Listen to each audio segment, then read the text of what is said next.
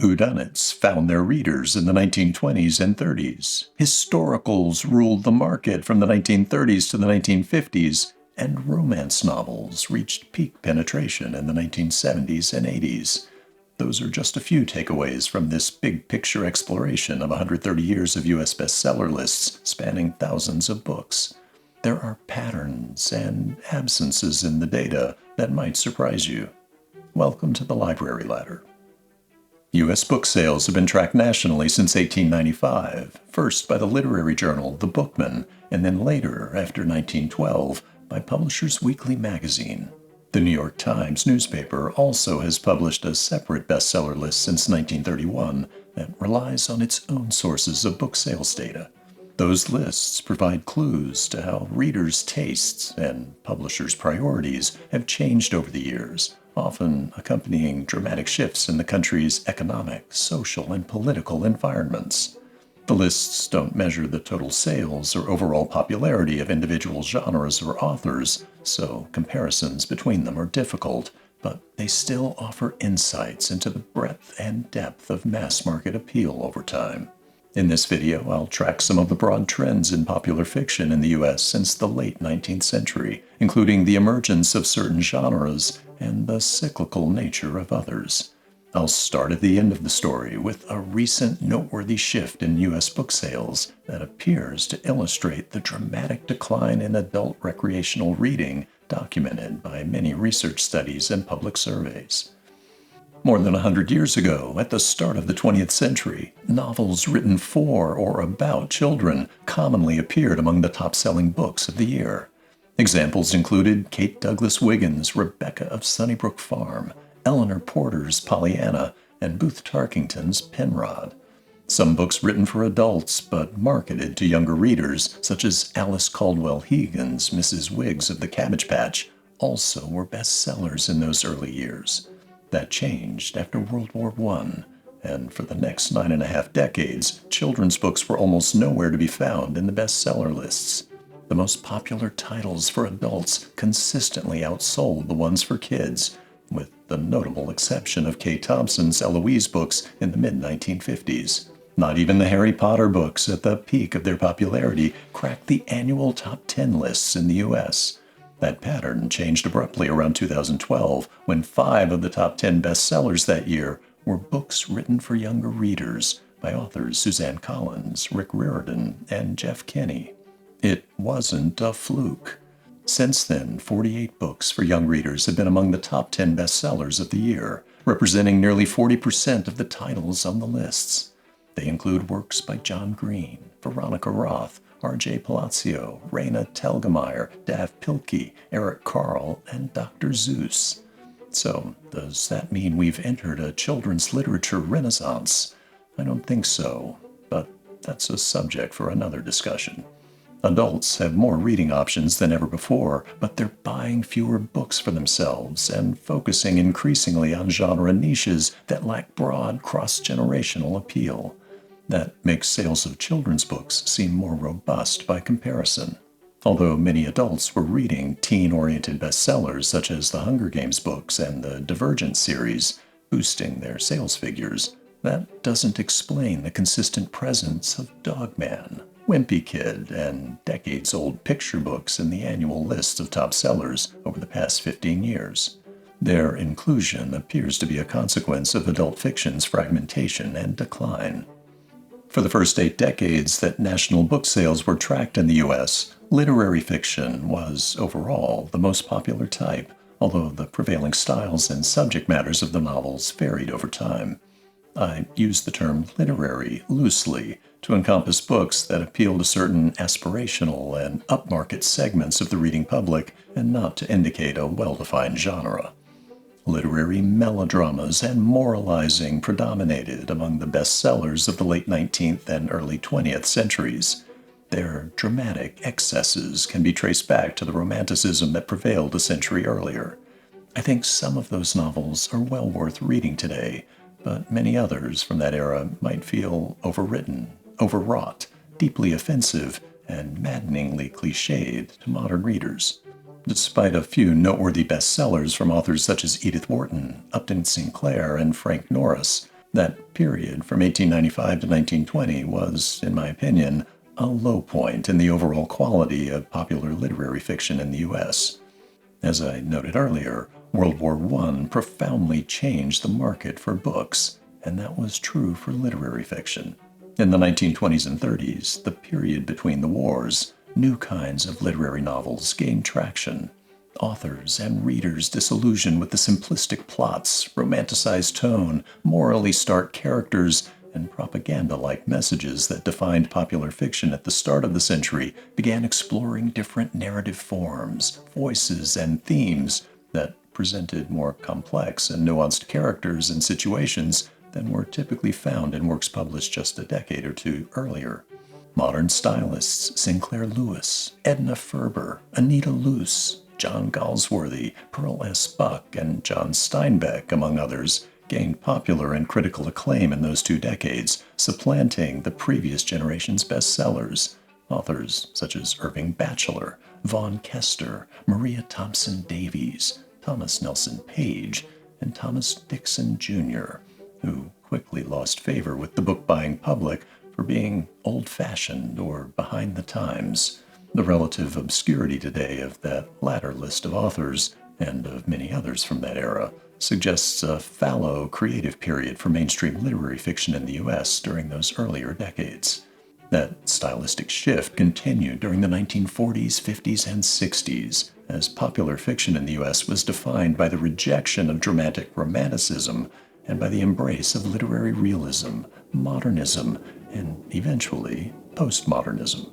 If those terms leave you scratching your head in frustration, here's a quick but very incomplete summary of each of those different storytelling styles. Literary romanticism aims to provoke strong reader emotions, often through nostalgic tales of extraordinary doings or sacrifices. Those kinds of stories were very common in the 19th and early 20th centuries. In contrast, literary realism rejects romanticism's excesses and explores the nuances and complexities of ordinary lives and situations instead. It arose in the latter half of the 19th century and remains common today, although often with a modernist flavor.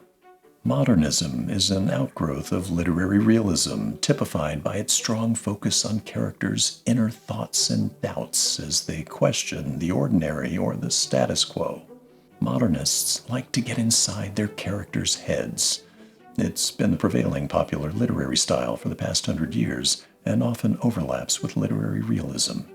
And postmodernism tends to mix and match elements of the other 3 styles in experimental and often ironic ways that defy traditional narrative forms. Its idiosyncratic nature limits its widespread appeal, although occasionally such books have achieved bestseller status. Some notable postmodernists include Thomas Pynchon, William Gaddis, Kurt Vonnegut, Philip K. Dick, William T. Vollmann, Michael Chabon, and Jennifer Egan. In an interesting twist, although the writing styles found in popular literary novels changed significantly over the first half of the 20th century, their subject matters remained remarkably consistent, with family sagas, historical epics, and religious-themed works predominating, much like the bestsellers of 50 years earlier. Of those mid-century literary novels, many remain very enjoyable reads today. In upcoming videos, I'll highlight some of the family sagas and historical epics from that period that are mostly forgotten today, but shouldn't be. And as a side note, it might surprise you to learn that 2 of the most renowned and influential authors of all time, Ernest Hemingway and William Faulkner, rarely ranked among the top sellers in Publishers Weekly's annual lists, and they did so only relatively late in their literary careers, despite their early widespread fame. Faulkner didn't appear on an annual bestseller list until 1962 for his novel The Reivers, 13 years after winning the Nobel Prize for his cumulative body of work.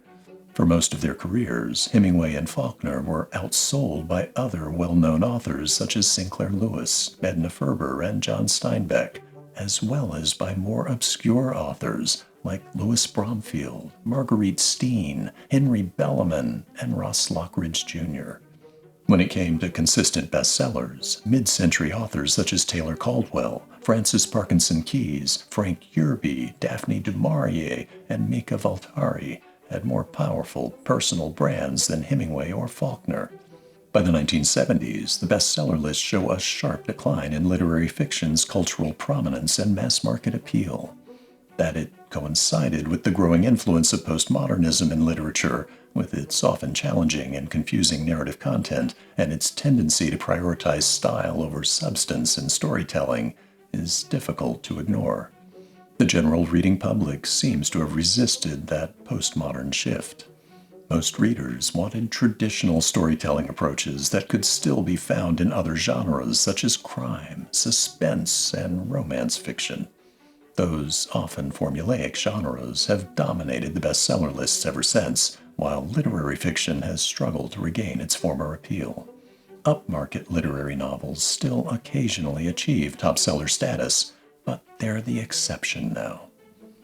Crime fiction's popularity has cycled up and down over the past 130 years, peaking in the 1920s and 30s during the golden age of detective fiction, and then finding widespread appeal again in the late 1980s through the early 2010s. The first mystery novel to appear in an annual bestseller list was Arthur Conan Doyle's Sherlock Holmes mystery, The Hound of the Baskervilles, in 1902. For the next 3 decades, mysteries and crime fiction made regular appearances in the annual lists, reflecting the emergence of the mystery genre as a respected and popular form of literature, and not just quick thrills written for pulp magazines. Ironically, Agatha Christie, the top-selling English-language novelist of all time, one of the Golden Age pioneers who created 2 of the most famous sleuths of all time, Hercule Poirot and Miss Marple, and who inspired countless later mystery writers, didn't achieve bestseller success in the U.S. until very late in life, in the 1970s, for her last few novels, which are generally considered to be among her weakest.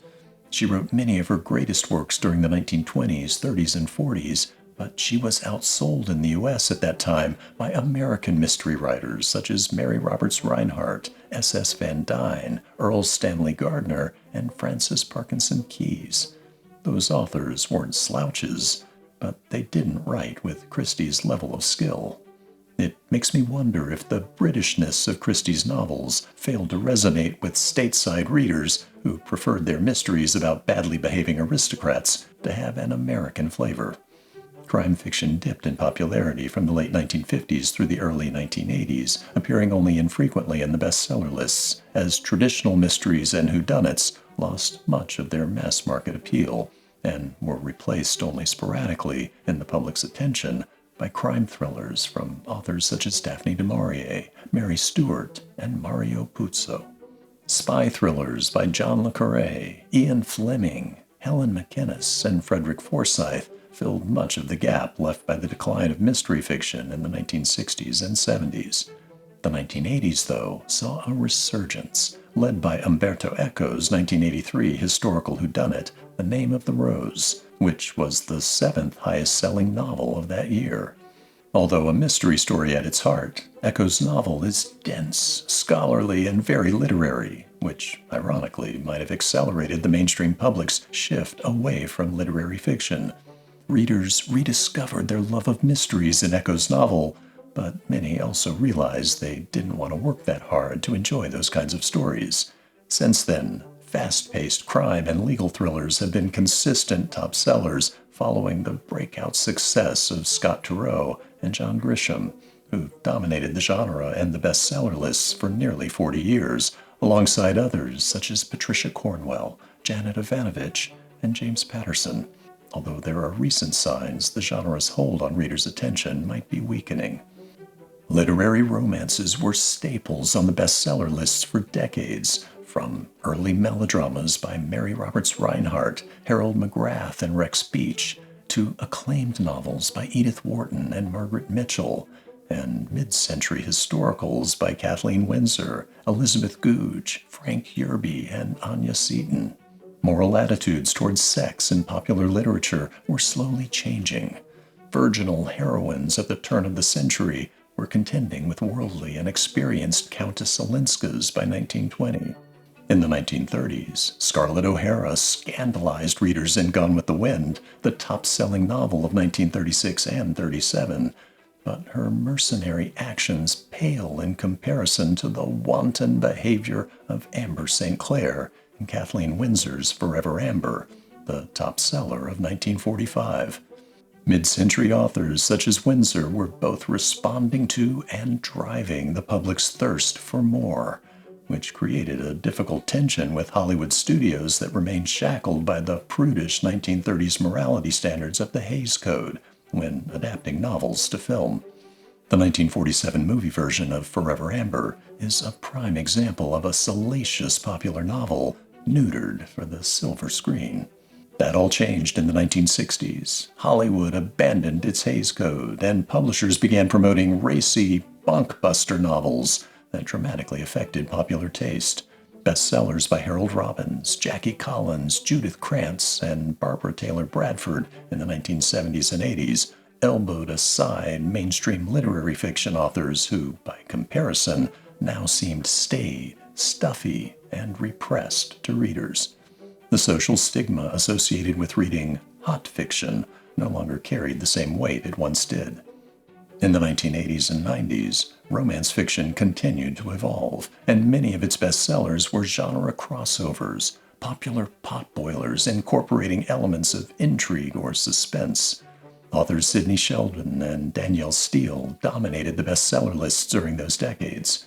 Sheldon had 9 of the top-selling books of that era, and Steele produced a whopping 32 bestsellers over a period of 19 years that ended in 2001. Steele's novels comprised nearly 20% of the titles on the Publishers Weekly year-end lists for those years. In those decades, the market for romance fiction arguably was at the peak of its popularity. By the early 2000s, romance was eclipsed at the top of the bestseller lists by crime thrillers, techno-thrillers, and horror thrillers, although a handful of cozy Nicholas Sparks novels did manage to squeak onto several lists. In the past 10 years, smuttier shades of romance from bestsellers E.L. James, Colleen Hoover, Sarah J. Maas, and Rebecca Yarros have aroused the market's fancy and fertilized the fantasy and thriller genres with libidinous templates for other authors to copy with abandon. According to Publishers Weekly, Hoover, Maas, and Yarros together are responsible for more than half of the top-selling novels of the past 5 years. Hoover alone accounted for 6 of the top 10 bestsellers of 2022. She appears to be this generation's Danielle Steele. Romance novels have come a long way from their relatively chaste literary roots, but it's also worth noting that overall readership across genres is down substantially when compared to just a few decades ago. Thus, the recent renewal of interest in romance fiction might be just a refractory response after the genre's climax in the 1980s and 90s. Prior to 1967, no horror novel had ever ranked among the top 10 bestsellers of the year in the U.S. Ira Levine's Rosemary's Baby broke that streak, and in 1971, 2 more horror novels achieved that distinction: William Blatty's The Exorcist and Thomas Tryon's The Other.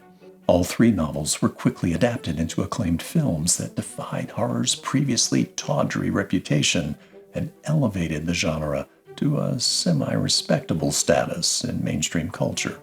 The 4th horror novel to appear in Publishers Weekly annual lists was Stephen King's The Dead Zone in 1979, kicking off an incredible run of dozens of bestsellers from him that continues to this day. However, if you exclude King's works, the horror genre has been mostly absent from the lists, although hybrid crime thrillers and dark romances by the likes of Alice Sebold, Thomas Harris, Gillian Flynn, and Charlaine Harris have made occasional appearances over the past 20 years. It makes me wonder if the relative absence of pure horror fiction on the bestseller lists in recent decades might be due to horror's influence on other genres, where authors had borrowed narrative techniques from horror fiction's 1970s and 80s heyday to give their works a more thrilling vibe.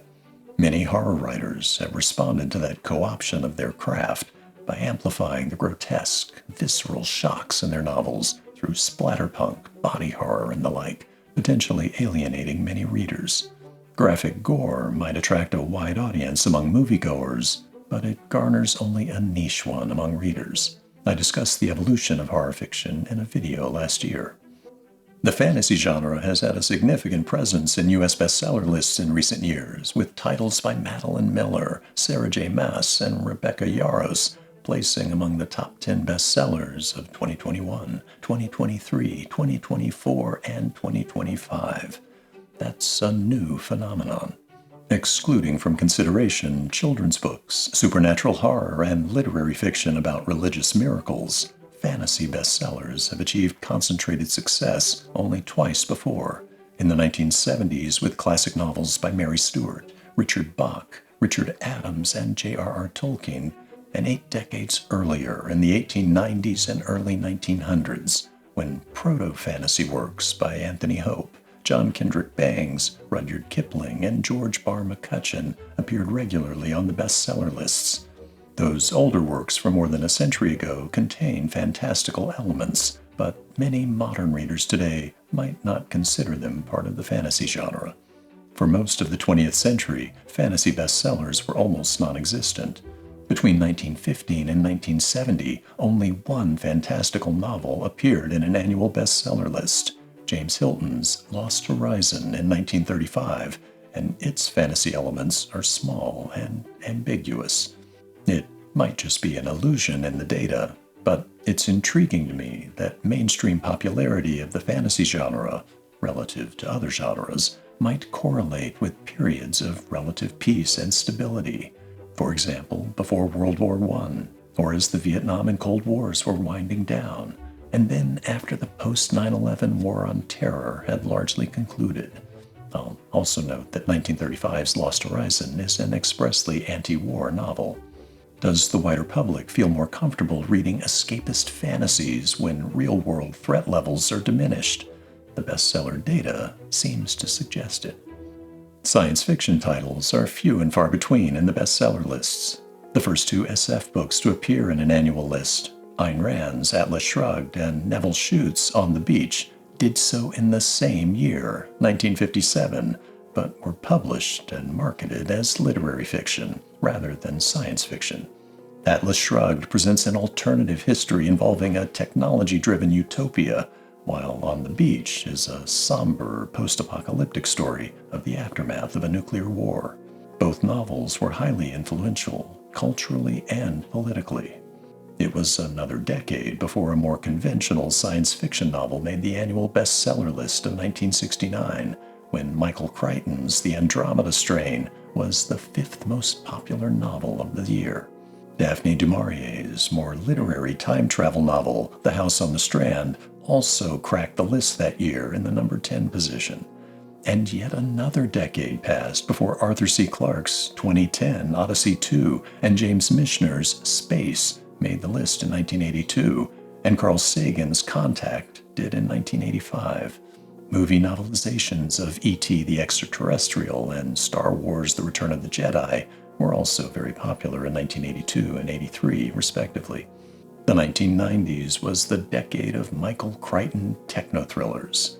Only 5 SF books appeared in those annual lists, and 4 of them were by Crichton, including Disclosure in 1994, The Lost World in 1995, Airframe in 1996, and Timeline in 1999. A novelization of the Star Wars film The Phantom Menace from 1999 was the 5th SF bestseller of that decade.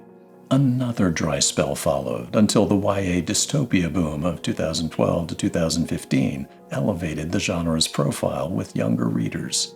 2015 also saw Andy Weir's The Martian make the annual top seller list.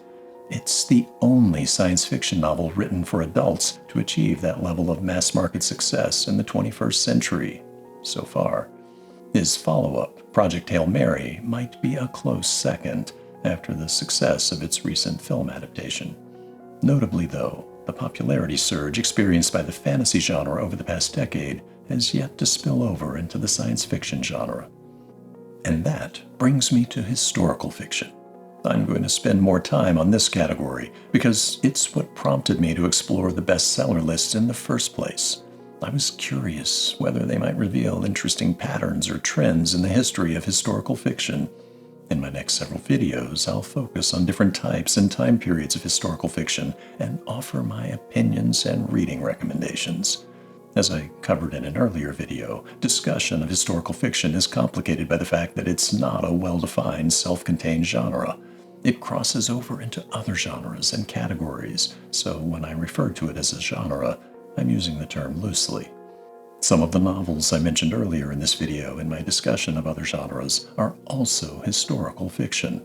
Books by Edna Ferber, Margaret Mitchell, Ross Lockridge Jr., Frank Yerby, Francis Parkinson Keyes, Umberto Eco, Madeline Miller, and others.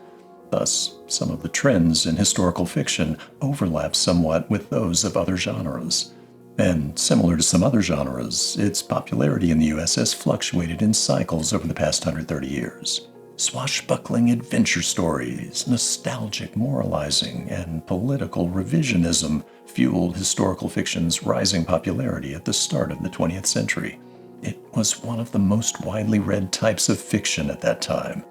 According to Publishers Weekly, a full third of the top-selling novels published between 1900 and 1909 were historical fiction titles.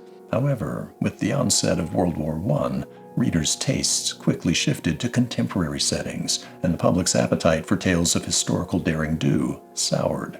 Although politically motivated historical novels advocating different sides of civil rights debates about race and gender continued to sell well in those years. I'll explore in more detail in an upcoming video the long and sometimes sordid history of historical novels that were written as tools of political activism and persuasion, often by revising historical facts and promoting unflattering stereotypes to fit misleading political narratives.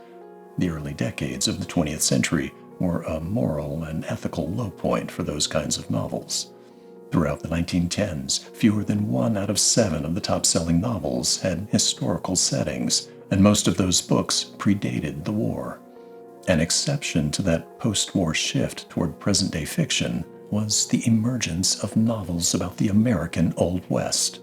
Owen Wister's trailblazing The Virginian was the top-selling novel of 1902, and it inspired authors such as Zane Grey and Max Brand to begin writing popular westerns a decade later.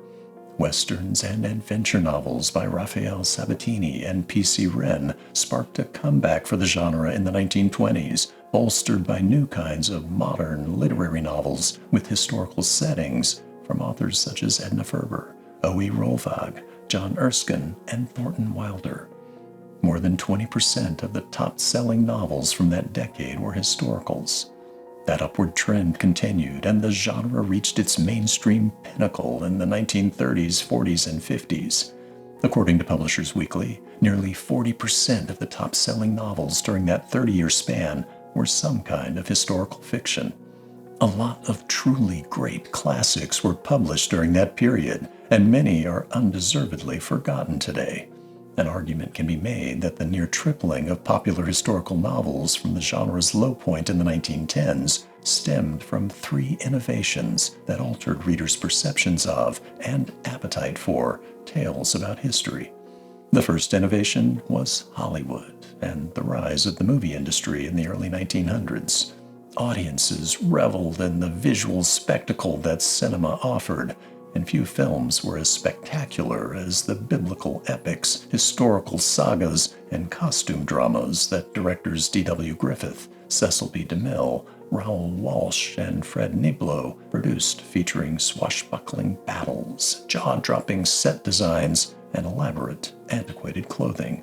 Low-budget westerns with their frequent gunfights, fistfights, and skirmishes with natives added to the spectacle and to viewers' skyrocketing interest in the days of yore. Studios scrambled to find filmable source material to satisfy audience demand for visually entertaining stories, and authors discovered a new and potentially lucrative incentive to write historical novels. Film rights often earned more for authors than royalties from book sales. Thus, popular movies shaped what authors chose to write, what publishers chose to publish, and what the public chose to read. For more than 30 years, it was a self-sustaining cycle of demand reinforcement. Historical movies stimulated audience interest in those kinds of stories. Authors and publishers responded by producing more historical novels. Studios responded by adapting those novels to film, and the general public continued to consume what the authors and studios produced, until audiences eventually grew tired of them, as the advent of television diluted much of the spectacle and appeal of historical stories, and the economics of big-budget costume epics no longer worked. The second innovation that pushed historical fiction to the peak of popularity in the mid-20th century was the development of historical romances as a subcategory of novels. I'm not talking about Romanticism or the Romantic movement from 100 years earlier. I'm referring to stories about people falling in and out of love. Stories patterned after the 19th century novels of Jane Austen, Charlotte Bronte, and Elizabeth Gaskell, among others. Stories that often had literary aspirations, but just as often were written mainly as commercial crowd pleasers. Geoffrey Farnell was an early pioneer with his best-selling novels The Broad Highway and The Amateur Gentleman in 1910 and 1913, both set a century earlier during the Regency era of Jane Austen. Farnell blended adventure, humor, and romance in his stories, which had a profound effect on budding author Georgette Heyer, who adored his storytelling verve when she was a teenager. Her first novel, The Black Moth, published in 1921, reads a lot like a Farnell pastiche. Within a few years, as her writing matured, Heyer established herself as a modern successor to Jane Austen and became one of the most popular authors in the UK. Along the way, she played a role similar to Agatha Christie's in the mystery genre, establishing many of the tropes, conventions, and templates that later authors would copy. Heyer never quite achieved mainstream success in the US, but her novels helped inspire other historical romance writers such as Daphne du Maurier, Anya Seton, Rachel Field, Elizabeth Goudge, and Frances Parkinson Keyes, whose works helped fuel the mid-century popularity boom of historical fiction. The third innovation, instrumental to the flourishing of mid-20th century historicals, was the discovery by mainstream middle-brow readers that scholarly, literary-style history could be fun to read. Previously, popular historical fiction tended to be of the pulpy, political, or melodramatic varieties, such as exciting adventure tales, revisionist diatribes, and heartstring-tugging family sagas about pious pioneers. Acclaimed British poet Robert Graves was one of the first to introduce a new kind of historical novel with literary aspirations that took more seriously the value of historical research. His novel, I, Claudius, was one of the best-selling books of 1934, and he followed it up with a popular sequel, Claudius the God, a year later. They tell the life story of Claudius, the accidental Roman emperor and grandnephew of Augustus Caesar, from the perspective of Claudius himself, writing in his fictitious autobiographical journals. Graves took a previously overlooked and often maligned historical figure and imbued him with personality, cleverness, awkward charm, and some tragic flaws as he navigates the cutthroat political environment created by his family and political rivals, who often were one and the same. It was an unusual blend of erudite subject matter and an accessible conversational narrative style that helped readers feel smarter by the end of the books and not just entertained. In the US, most novels about the ancient world, and about other periods in history, published in the past 90 years, can trace their literary roots back to I, Claudius. Its success with critics and readers alike helped rehabilitate historical fiction's hitherto tarnished reputation and inspired other authors, including literary luminaries Thornton Wilder and W. Somerset Maugham, as well as newcomers Mika Waltari, Taylor Caldwell, Samuel Shellabarger, Thomas Costain, and others, to tackle the genre with similar dedication, literary ambition, and attention to historical detail in their own works. Together, those three innovations, Hollywood, historical romance, and a commitment to elevated storytelling based on period research, gave the historical fiction genre the kick in the pants it needed to dominate the bestseller lists for more than 30 years. Their influences are still felt today. Moving on, the 1960s and 70s were transition decades for the genre, Historical epics and multi-generational family sagas rubbed elbows with newer types of historicals that often blended literary styles and genres to adapt to changing reader tastes.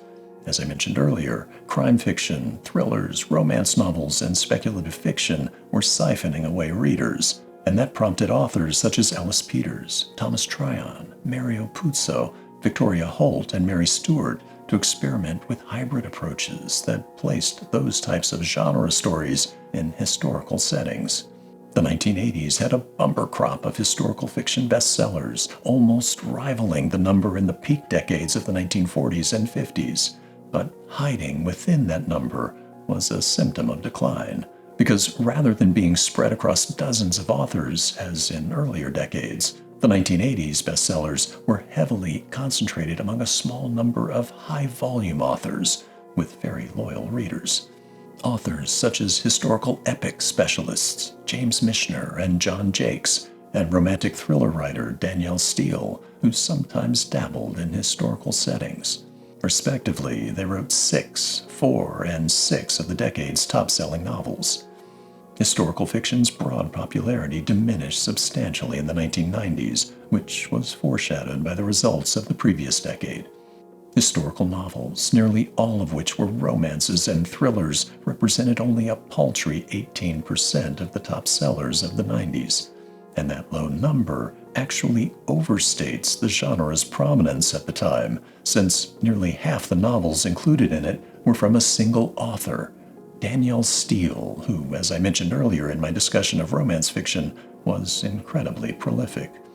More recently, historical novels have struggled to achieve the broad popularity previously enjoyed by the genre. More than 40 historical novels appeared in the annual Publishers Weekly lists during the 1940s, but only about half that number have achieved that distinction in the 2.5 decades since the start of the 21st century. Literary and fantastical stories represent the bulk of those recent historical bestsellers. And speaking of recent fantastical historical fiction, the bandwagon effect is alive and well in the publishing industry. By my count, there have been 8 new versions of Medusa's story, 6 of Medea's, and 5 about sisters Clytemnestra and Helen of Troy, published in hardcover format with marketing support from large imprints in just the past 5 years. Similarly, big publishers have issued at least 3 new Cleopatra retellings and 3 about Lady Macbeth since 2023. Why? Now, I'm not questioning the subject matter of the novels. I'm questioning the redundancy. The current proliferation of novels about mythic or legendary figures from history is a case study in herd mentality decision-making that prioritizes risk aversion over creativity. Authors and publishers are playing it safe with copycat strategies aimed at replicating earlier viral successes. This pattern isn't a new one. Consider the boomlets of YA dystopias, psychological thrillers, World War II historical fiction, post-apocalyptic fiction, and romanticides that followed the breakout bestsellers The Hunger Games, Gone Girl, All the Light We Cannot See, Station 11, and ACOTAR over the past 16 years or so. Ancient myths and legends are the latest to receive that flood the market treatment after Margaret Atwood, Ursula K. Le Guin, and Madeline Miller wrote successful, fresh takes on those old stories. Do readers really want 8 new versions of Medusa's tale? How many novels about Helen of Troy, Cleopatra, or Lady Macbeth are enough, particularly when deeply researched, nuanced, and compelling examinations of those characters already exist from respected authors such as Margaret George, Colleen McCullough, and Dorothy Dunnett? Many of the most recent retellings are little more than literary cosplay with tenuous, at best, connections to history. This isn't an indictment of the creative liberties taken by authors to give their subjects a fresh perspective. Historical figures such as Julius Caesar, Henry VIII, and Queen Elizabeth I have been the subjects of multiple novels that reimagine their lives. But significantly, those retellings weren't mass-produced all at once. They've been spaced out across decades, giving each new version room to breathe, to find an audience, and to shape future perspectives about the characters and events they describe. That's not what's happening now, and it creates opportunity costs for authors and publishers alike. Publishers might be better off promoting the earlier and often better retellings found in their back catalogs to help them find new audiences. They might also encourage authors to write completely new and original stories instead of rehashing old and often stale ones. I'm not holding my breath for that, and unfortunately, generative AI is likely to exacerbate the problem by enabling authors to churn out even more variations of well-known historical tales and settings for readers who might not know or care whether they're even remotely historically accurate. Historical fiction is a genre in which women have been well represented among its best-selling authors since tracking of U.S. sales data began in 1895. In particular, during the genre's popular renaissance in the mid-20th century, more than half of the top-selling historical fiction novels published in the 1930s were penned by women. Female authorship dropped a little in the 1940s and 50s, but still represented more than a third of the genre's bestsellers. Pearl S. Buck, Betty Smith, Edna Ferber, Daphne du Maurier, Frances Parkinson Keyes, and Anya Seton were among the noteworthy historical fiction authors of that period. I've mentioned several of those authors repeatedly throughout this video, not because they were women, but because they were among the most prominent and popular authors of their time, who appealed widely to male and female readers alike.